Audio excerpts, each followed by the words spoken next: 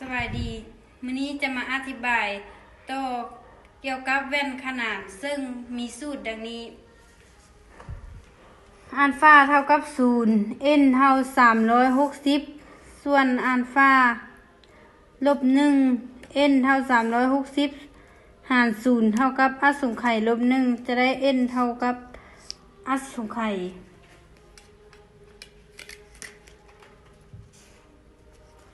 ซึ่งอุปกรณ์ของเรามีแว่นเพียง2หน้าแล้วก็วัตถุเราจะเอาแว่นเพียงมาตั้งให้ขนานกันทั้ง2ด้านแล้วเอาวัตถุมาวางไว้คือกลางแล้วจะได้รูปดังนี้